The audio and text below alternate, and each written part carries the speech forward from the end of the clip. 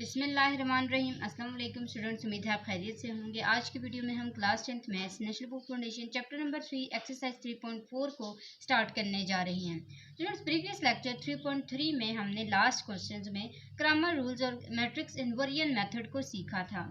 तो यहाँ पे भी हमने वही करना है, बट उसमें और इसमें ये फ़र्क है कि वहाँ पे हमें सीधा सीधा क्वेश्चन दिया जाता था। यहाँ पे पहले हमने खुद क्वेश्चन बनाना है। कैसे बनाना है? स्टेटमेंट से। तो इसका मतलब है पहले हमें स्टेटमेंट्स को समझना पड़ेगा, हम उससे वो जो क्वेश्चंस हैं वो बनाएंगे, देन उसको मैट्रिक्स इन्वर्जन मेथड या फिर ग्रामर रूल जिससे भी कहा गया है उससे सॉल्व करेंगे। तो क्वेश्चन नंबर 1 की तरफ आते हैं। सबसे पहले इसको समझते हैं कि from the acute angles of a right triangle. अब सबसे पहले तो हमें पता होना चाहिए कि एक्यूट एंगल्स और राइट ट्राइंगल क्या है। तो हमने राइट ट्रायंगल्स के बारे में 9th क्लास में पढ़ा था, एक्यूट एंगल्स के बारे में भी पढ़ा था। यहाँ पे हमारे पास ये होती है एक राइट ट्रायंगल, ठीक है, जिसमें से हमें पता होता है कि ये 90 डिग्री का एंगल है। अब ये दोनों एंगल्स जो हैं इनका हमें नहीं पता, ठीक है, इन दोनों को हमने फाइंड करना है। One angle is 10 degrees. अब ये कहा गया है कि जो एक एंगल है वो 10 डिग्रीज लेस देन अदर है, यानी कि अगर इसके पास 50 है तो इसके पास 60 होगा, ठीक है। ये अगर 60 है तो ये क्या होगा? 50 होगा। ये 70 है तो ये 60 होगा। 10 डिग्रीज जो हैं वो इससे लेस हैं, किससे? दूसरे वाले से। Find the acute angles by using grammar rules. आपने वो जो दो अदर एंगल्स हैं, ये वाले एक्यूट एंगल्स जो हैं उनको फाइंड करना है। सबसे पहले हम इसकी जो बनाते हैं, फॉर्म बनाते हैं, वो उसके बाद ग्रामर रूल को यूज़ करेंगे। तो सबसे पहले मैंने यहाँ पे लिखा कि लेट फर्स्ट एक्यूट एंगल, जो फर्स्ट एक्यूट एंगल है उसको मैंने लेट किया कि वो x है, यानी कि ये हमारे पास दो है ना, इसमें से मैंने एक को x कहा और एक को y कहा। एक 90 डिग्री के इक्वल था, सेकंड वन को मैंने क्या कहा? y है। इसी तरह एज गिवन। अब एज गिवन में हमें क्या कहा गया है कि जो पहला है फर्स्ट एंगल है वो 10 degree less than the other है, 10 डिग्री लेस है उससे। तो x minus y is equal to, यानी कि हम एक को अगर दूसरे से माइनस करेंगे, तो हमारे पास कितना डिग्री आएंगे? 10 डिग्री आएंगे। और अगर हमें कहती हूँ कि 100 है, 100% की बात की जाए, तो यहाँ पे जो x प्लस वाई है वो इक्वल हो जाएगा किसके? 90 के। क्योंकि हमें पता है कि जो राइट एंगल ट्रायंगल होता है उसका जो एक एंगल है वो 90 डिग्री के इक्वल होता है। तो यहाँ पे मैंने लिखा कि ये 90 डिग्री के इक्वल है। अगर ऐसा ही होता है ना, एक्यूट एंगल्स को जब भी हम प्लस करते हैं इन दोनों को, तो जो आंसर आता है वो क्या आता है? 90 डिग्री ही आता है। हम देखेंगे लास्ट पे जब हमारा आंसर आएगा ना, वो ऐसा ही होगा। कैसा होगा कि जब भी हम दो एंगल्स को, अदर एंगल्स को प्लस करते हैं तो हमारे पास 90 डिग्री ही आता है। किसमें? राइट ट्रायंगल में। तो मैंने यहाँ पे दोनों एंगल्स को प्लस करके इक्वल किया 90 के, और एक मुझे बता दिया गया था कि x माइनस वाई इक्वल है 10 के। अब इससे हमने क्या किया? सबसे पहले ए को निकाला।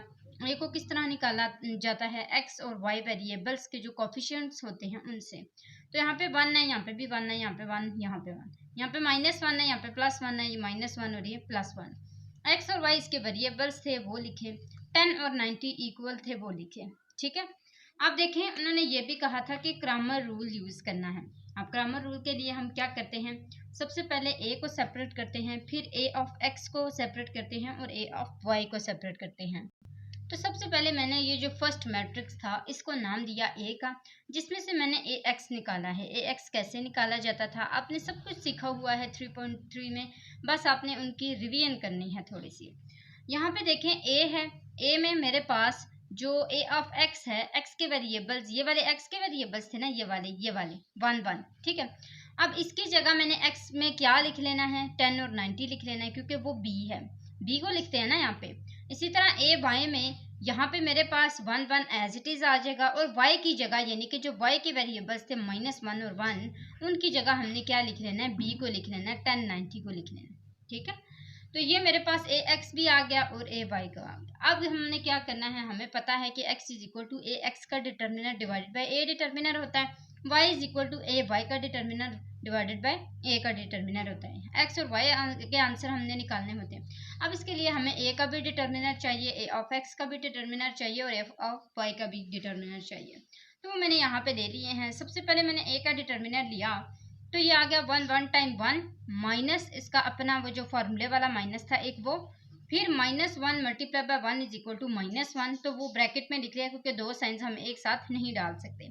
तो ये आ गया माइनस माइनस प्लस 1 1 टाइम 1 और 1 प्लस 1 इज इक्वल टू 2, और इस तरह हमारे पास a का डिटर्मिनर आया है 2। अब हम लेते हैं a ऑफ x का डिटर्मिनर। यहाँ पे देखें a ऑफ x 10 90 -1 1 था ना, उसको यहाँ पे लिखा डिटर्मिनर की सूरत में। 10 1 टाइम 10, इसी तरह 90 1 टाइम 90, ये माइनस था, इसके साथ ये माइनस लिखा और फॉर्मूले वाले माइनस भी लिख लिया। 10 minus minus plus 90 is equal to 100, इसका मतलब है a ऑफ x का डिटर्मिनर आया है 100। a y का डिटर्मिनर लिया तो ये हमारे पास आ गया 190 time 90 minus 10 1 time 10, 90 minus 10 is equal to 80, ये हमारे पास आ गया 80। अब हमने इन सबको यहाँ पे फॉर्मूले के अंदर पुट कर दिया। x is equal to A X का डिटर्मिनर क्या आया है 100, ये यहाँ पे लिख दिया, डिवाइडेड बाय a का डिटर्मिनर 2 आया है वो लिखा, 2 1 टाइम 2 50 टाइम 100, x का आंसर क्या आया 50। इसी तरह y is equal to y का क्या आंसर आया है 80, यहाँ पे a y का डिटर्मिनर आया था और डिवाइडेड बाय a का डिटर्मिनर 2 आया था, 2 1 टाइम 2 40 टाइम 80, y का आंसर क्या आ गया 40 आ गया। अब देखें यहाँ पे वो जो मैंने आपको ट्रिक बताया था कि जब भी आप दो अदर एंगल्स को प्लस करेंगे तो आपका आंसर क्या आएगा 90 ही आएगा। 50 प्लस 40 इक्वल होता है 90 के, और इस तरह आपका जो फर्स्ट एंगल है वो आ गया है 50 और सेकंड वन जो है वो 40 आ गया। यहाँ पे जो आपने बोला था ना कि फर्स्ट एक्यूट एंगल, तो यहाँ पे आप लिख लें कि hence first acute angle is equal to 50 and the other one second one is equal to 40। ठीक है, तो ये हमारे पास आ जाएगा first acute angle is equal to 50 degree and second one is equal to 40 degree. और इस तरह हमारे पास क्वेश्चन नंबर 1 जो है वो इसका कंप्लीट होता है। मैं आपको एक दफ़ा दिखा देती हूँ, देन हम आते हैं क्वेश्चन नंबर 2 की तरफ। क्वेश्चन नंबर 2 में क्या है स्टूडेंट्स, पहले इसको समझ लेते हैं कि इन अ क्विज में Abdullah correctly replied 15 out of 20 questions. Abdullah ने जो ठीक मतलब किए हैं सारे के सारे क्वेश्चंस, वो कितने हैं 15 क्वेश्चंस हैं, कितने में से 20 में से। अब्दुल्ला ने 20 में से 15 क्वेश्चंस बिल्कुल ठीक किए हैं from literature and science, literature और साइंस के सब्जेक्ट से, गेटिंग ₹125, और उसको उसका जो क्रेडिट है वो कितना मिला है 125, उसको 125 रुपीज़ मिले हैं। If every correct literature reply is credited, यानी कि अगर वो हर करेक्ट आंसर दे लिटरेचर का तो फिर उसको 5 रुपीज़ दिए जाएंगे। कितने, एक क्वेश्चन के, हर अगर वो क्वेश्चन देता है ना रिप्लाई अच्छा देता है तो उसको जो उसका क्रेडिट है वो 5 रुपीज़ मिलेगा। लेकिन जो साइंस का सब्जेक्ट है उसमें अगर वो हर आंसर अच्छा देगा तो उसको 10 रुपीज़ मिलेंगे। Then find the number of correct replies of literature and science separately. अब हमें उन्होंने कहा है कि 20 में से उसने 15 क्वेश्चन लिटरेचर और साइंस दोनों के किए हैं। ठीक है, अगर उसने 5 जो है 5 उसका क्रेडिट है लिटरेचर का और 10 जो है वो साइंस का है, तो फिर कितने क्वेश्चंस उसने साइंस के किए होंगे और कितने क्वेश्चंस उसने लिटरेचर के करेक्ट किए होंगे। टोटल रुपीस कितने हैं 125। ठीक है, अब हमने इसको पढ़ लेना है, पढ़ तो दिया है, समझ भी लिया है। अब जो हमारे पास एज गिवन होगा वो हम यहाँ पे लिख लेंगे। सबसे पहले यहाँ पे मैंने लेट किया है कि let number of correct literature replies is equal to x, उसको हमने x का नाम दिया है और साइंस वाले को हमने y का नाम दिया है, यानी कि number of correct science replies is equal to y as given. अगर हम दोनों को प्लस करते हैं तो हमारे पास आंसर क्या आता है 15, यानी कि दोनों के जो हमारे पास करेक्ट क्वेश्चन किए गए हैं लिटरेचर और साइंस के वो कितने किए गए हैं 15। ये फर्स्ट इक्वेशन बन गई। Credited of all literature replies, literature के जो रिप्लाइज थे क्रेडिटेड वो ₹5 थे। अगर यहाँ पे x है लिटरेचर का तो अगर 5 रुपीज़ इसको दिए जाएंगे तो ये 5x हो जाएगा, और साइंस के अगर 10 है तो फिर y यहाँ पे इसके साथ मल्टीप्लाई हो गया, ये 10y हो जाएगा। तो 5x plus 10y is equal किसके हो जाएगा, टोटल रुपीज़ कितने हैं 125 के, वो यहाँ पे लिख लिए। अब दो इक्वेशंस बन गए, x plus Y is equal to 15 और 5x plus 10y is equal to 125। अब हमने इससे बना लेना है सबसे पहले मैट्रिक्स। तो ये मैंने यहाँ पे बनाया है सबसे पहले मैट्रिक्स 1x1 है यहाँ पे और एक x5 है, 1 और 5 आ गए। एक y यहाँ पे 1 है और यहाँ पे y 10 है, 1 और 10 आ गए। x और y वेरिएबल्स है ना, तो ये यहाँ पे आ गए। इक्वल किसके थे 15 और 125 के, ये आ गए। इसमें से मैंने ए का मैट्रिक्स निकाला 1 5 1 10। इसी तरह ए ऑफ एक्स इससे बनाया और ए ऑफ वाई बनाया। ए ऑफ एक्स कैसे बनाया, ए ऑफ एक्स में एक्स वाले वेरिएबल की जगह ये इक्वल टू 15 125 आ गया, तो ये आ गया 5 125 1 और 10 1 और 10। इसी तरह अब ए वाई को बनाया तो ए वाई के लिए यहाँ पे सेकंड वाई वाले वेरिएबल में 1 और 10 की जगह 15 125 आ गया और बाकी 1 5 एज इट इज आ गया, तो ये 1 5 9 5 15 125 15 125 वाई की जगह आ गया। अब हमने तीनों का डिटर्मिनर लिया। सबसे पहले ए का डिटर्मिनर लिया, लाइंस लगाई डिटर्मिनर की, 1 10 time 10 minus 1 5 time 5 10 minus 5 is equal to 5। इसका डिटर्मिनर क्या आ गया 5। ए ऑफ एक्स का डिटर्मिनर लिया 5 10 टाइम 150। इसी तरह 125 multiply by 1 is equal to 125 125 minus किए 150, ये आंसर आ गया 25। इसका मतलब है ए ऑफ एक्स किसके इक्वल है 25 के। ए वाई किसके इक्वल आया है 125 multiply 1 is equal to 125 minus 15 5 time 75, इन दोनों को माइनस किया तो ये आंसर आ गया 50। इसका मतलब है ये ए का डिटर्मिनर है, ये ए ऑफ एक्स का डिटर्मिनर है और ये ए ऑफ वाई का डिटर्मिनर है।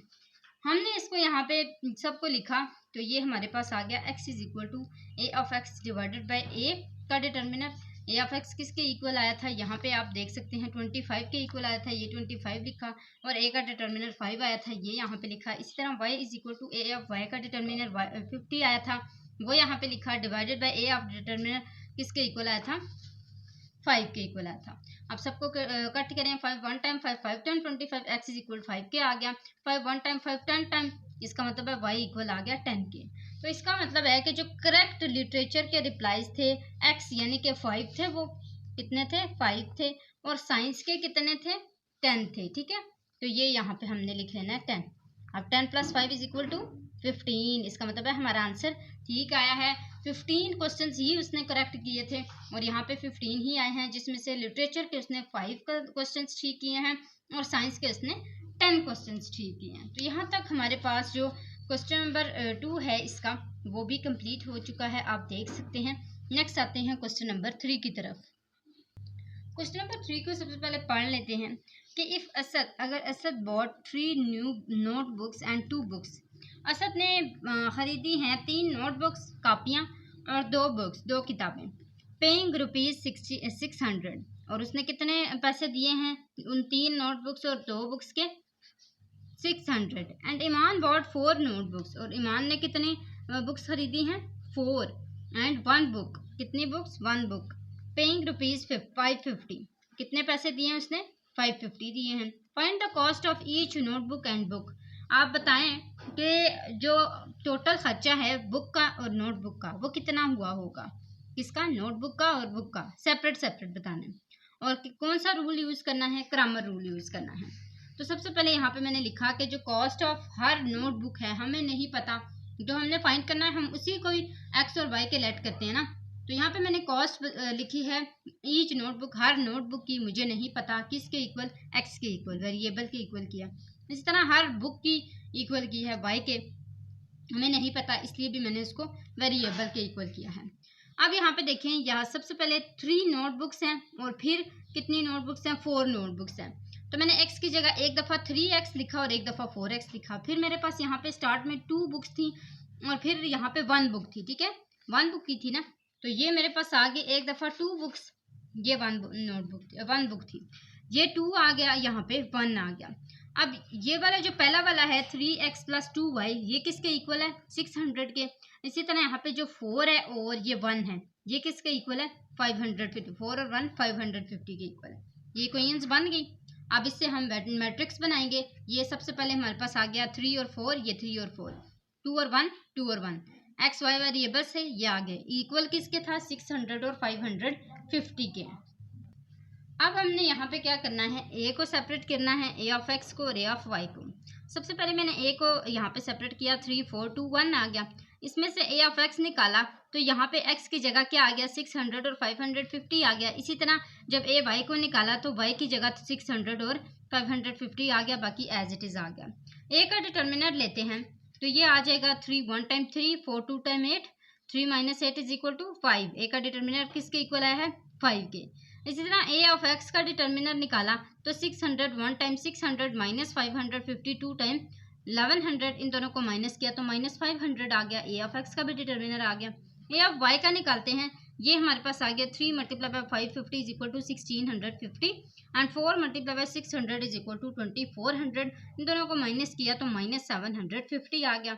अब सबसे पहले हमने x is equal to A X का डिटर्मिनर डिवाइडेड बाय ए का डिटर्मिनर लिखना है। ए एक्स का डिटर्मिनर आता है माइनस 500 डिवाइडेड बाय माइनस 5, तो ये माइनस है, ठीक है, क्योंकि बड़ी रकम के पास माइनस है, तो ये माइनस और माइनस कैंसिल हो गए। 5 1 टाइम 5 और ये 500 टाइम 500, तो x इज इक्वल किसके आ गया 100 के।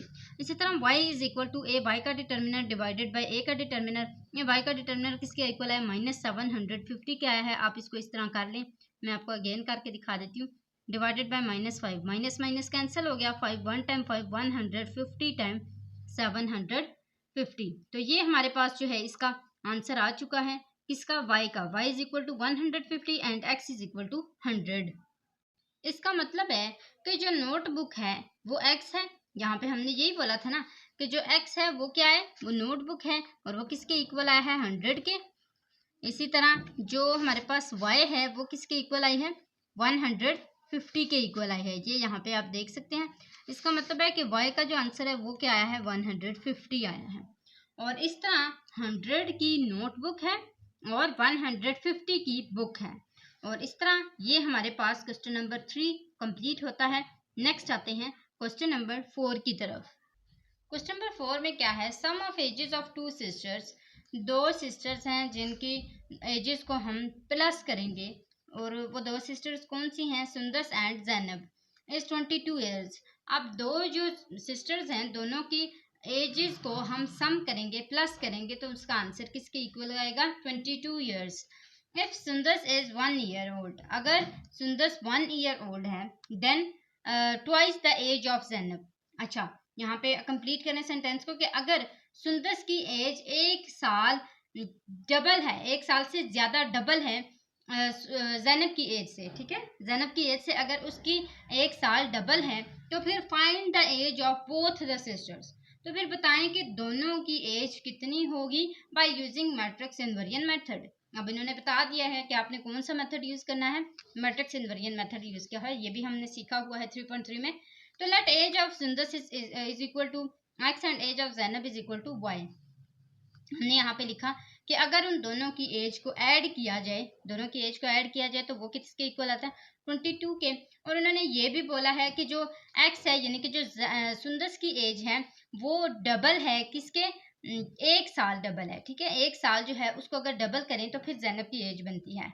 तो हमने यहाँ पे ट्वाइस जो है, ट्वाइस आपको पता है ना डबल होता है, 2 होता है, तो हमने यहाँ पे वाई यानी कि जैनब की जो एज है उसको डबल कर दिया, 2 के लिख दिया यहाँ पे 2y प्लस, उन्होंने ये भी बोला था कि 1 ईयर ओल्ड है, तो यहाँ पे क्या लिख लिया +1, तो ये आ गया यहाँ पे x is equal to 2y plus 1, इस y को इधर लेके आए 2y को, तो इधर आके ये क्या हो गया -2y, x minus 2y is equal to 1, और इस तरह ये सेकंड इक्वेशन बन गई। अब हमने इससे मैट्रिक्स को निकालना है, तो ये यहाँ पे आ जाएगा पहले 1 और 1, 1 और 1, इसी तरह 1 और -2, 1 और -2, x और y वेरिएबल्स हैं, ये यहाँ पे लिखे 22 और 1, ये यहाँ पे आ गए। अब सबसे पहले ये आ गया a, फिर x और फिर b। हमने ऐसे ही करना होता है ना मैट्रिक्स इनवर्जन में, कि सबसे पहले हम इसको a का नाम देते हैं, इसको x का नाम देते हैं और इसको b का नाम देते हैं। इसमें से हमने फॉर्मूला लगाना होता है ax is equal to b का, यानी कि ax is equal to b का, जिसमें से हम a को उस साइड पे लेके जाते हैं, यानी कि दूसरी साइड पे लेके जाते हैं, तो a का इन्वर्स हो जाता है, तो x is equal to a का इन्वर्स b, x का आंसर हम निकालेंगे, यानी कि x y को हम निकालेंगे। तो ये हमारे पास सबसे पहले a ऑफ इन्वर्स जो है वो इक्वल होता है, यहाँ पे मैं लिख लेती हूँ, a इन्वर्स इक्वल होता है adjoint of a divided by determinant of a। तो हम क्या करेंगे, सबसे पहले डिटर्मिनर निकाल लेते हैं। a का determinant is equal to 1.1 -2, 1 multiply by -2 is equal to -2, minus इसका अपना आ गया, 1 टाइम 1 माइनस माइनस +2 और 1 -3।